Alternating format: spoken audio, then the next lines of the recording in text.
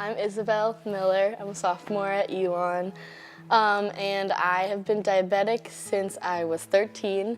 Gluten-free actually since I was 8, but celiac since I was also 13. And I struggle with a bunch of different learning disabilities that actually have been affected a lot by the celiac. So celiac disease is basically a gluten intolerance that's it's closer to an allergy than an intolerance, but instead of being allergic to it as in flare-ups or hard to breathe or something like that, it's an intestinal thing, so it ruins your digestive tract and basically makes it really hard to digest anything.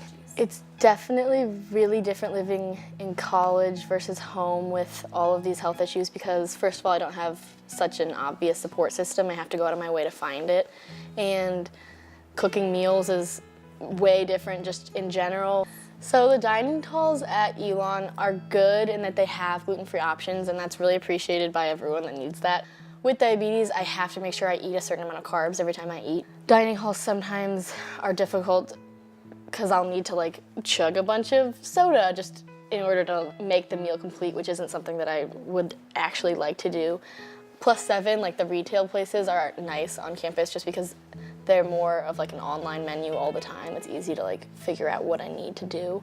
It's not impossible, but it isn't great right now. I think people definitely see me differently at first just because I have different, I have a pod for insulin management and I have something on my stomach to check my blood sugar all the time.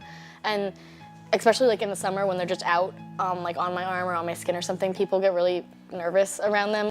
I went to Barcelona this summer. I would be on the subway and people would scooch away just because they didn't know what was on my arm, And so it's okay. Everyone knows that I'm just like them, but it's definitely something to get used to because not everyone sees that on a daily basis. If I could give advice to people with diabetes and celiac, I would definitely just say stick with it because it's really hard to be diagnosed with something that you've never even heard of besides on TV. No one in my family has diabetes, so no one knew really what to do with it, but the people who knew how to react were the people who also have diabetes.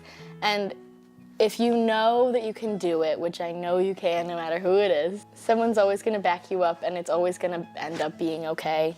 With celiac, it's hard too, just because it's something that you have to work with every single day, and diabetes is something that you can get used to, but celiac, I've been gluten-free for 11 years now, and I still every day wake up and try my hardest to be gluten-free, and it's still every day just as hard, if not harder.